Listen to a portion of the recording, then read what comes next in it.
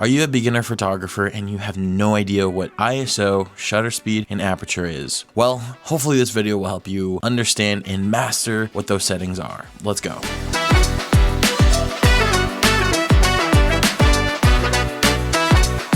Each of these three different settings are a part of what we call the exposure triangle. Yes, as you can see here, this is a great cheat sheet to use. I did not create it. It is something that I found online, but this is something that I used in my photography class as a high school teacher, and it helps my students so much. Before we even get to that, you might be wondering, why should I be leaving the auto settings and go into the manual settings? Honestly, a lot of photographers, especially when you begin, you are on that auto setting and it feels perfect because you can just take a picture quickly and you don't even have to think about these settings. The question is, why should you leave that auto setting and go into manual? Well, it's simple. Auto settings, the camera chooses everything for you and you have no say in that. It's great to take a simple photo without having to think about your settings, but if you want to take your photos from just beginner to expert, you need to have a say in those settings. Why? Because it allows you to be creative. If you want to take a photo that has blurry background or blurry motion effect of someone running or whatever it is, you can't do that with auto, because what the auto setting is going to do is it's going to do what the camera thinks you should be doing. Instead, you want to tell the camera what you want to do. Instead of hoping that it gives you what you want, you tell it exactly what you want to see. If you want that blurry background, you got to bring that aperture from f22 to f1.8 or 2.0 or whatever it is. That blurry background won't always happen if you don't tell the camera that's what you want. Let's get into what are these settings and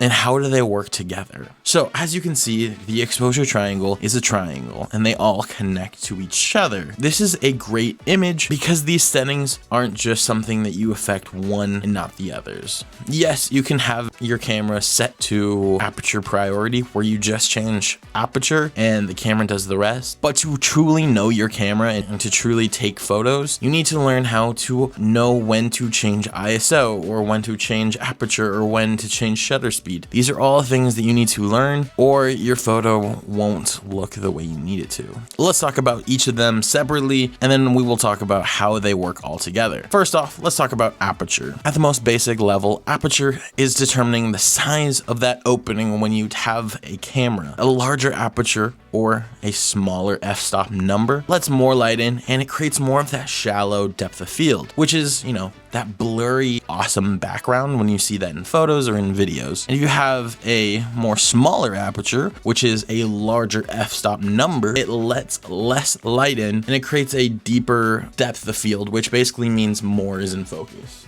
So I know that's super confusing and I know a lot of people, especially as beginners, that gets a little confusing. So a good way to think about it is that if you have a lower like f2.8, it's going to be a little bit blurrier. But if you have a bigger number like f22, everything will be in focus. The next setting is shutter speed. Shutter speed is literally how long that shutter opens and closes. So it's allowing more light in or less light in. So if you have like, let's say a shutter speed of 1/1000, it's going to go really fast and it's not going to let a lot of light in. The slower the shutter, letting more light in. Sometimes if you have a slow shutter, what I imagine is letting that blurriness happen when you see like a trail. When I was in high school, I did a project called light graffiti, where basically if you have complete darkness at night and you grab a light and you have a low shutter speed, you can literally move this light around and it makes this really cool effect, which I'll show right here. And then let's say like if you have a really fast shutter, like 1/1000, you're cutting that shutter really fast and it's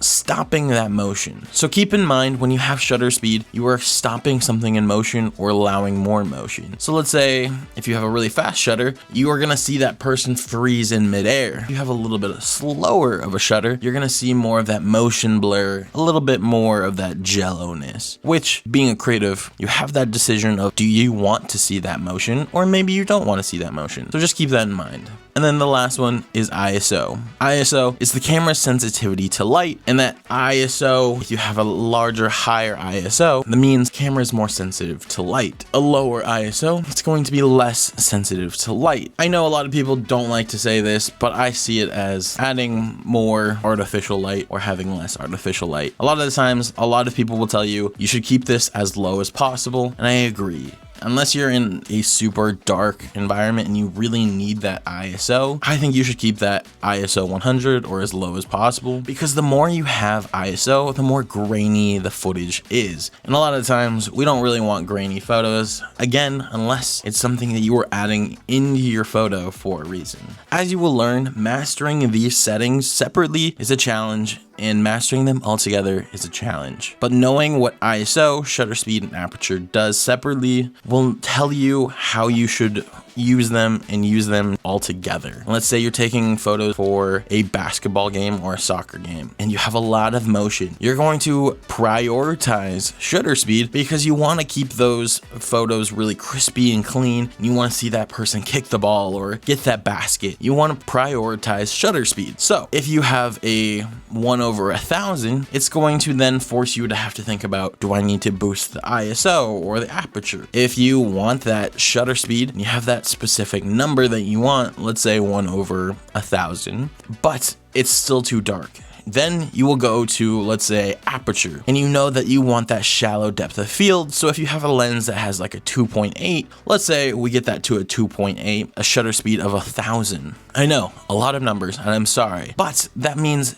then you have those two settings that you know for sure this is where you want to kind of keep it. That means you have ISO to worry about. Basically, when you are taking a photo, you need to use all of the information that you were trying to gather. You're going to have to choose the settings that you know for sure you want to keep shutter speed as fast as possible or slow as possible, and balance it out using the other settings. So let's say you really want that blurry background and you don't really care about the shutter speed as much and the ISO as much. You know you need to focus on aperture, you want that blurry background. Then you're going to use shutter speed and ISO to balance out how you're going to focus on the rest of your photo. If you want that blurry background, then you're going to have to see, is there going to be a lot of movement? Are they going to be moving in the photo a lot, or are they going to be standing still? If they're going to be standing still, you could probably keep that shutter speed to 1/60. If you are hand holding your photo, as a quick tip, don't do anything below 1/60 for your shutter speed, or you see kind of that hand motion in your photos. But if you have a steady hand, 1/60 is great, and then you have to worry about ISO. If you're outside, hopefully on a bright sunny day, you can keep that ISO to ISO 100. To master these three settings is learning how to, I want one of these settings to be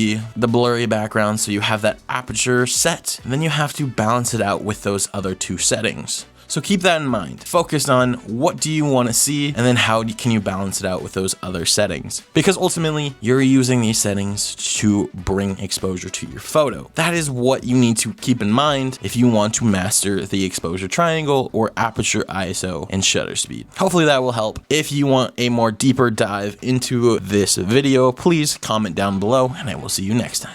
Peace.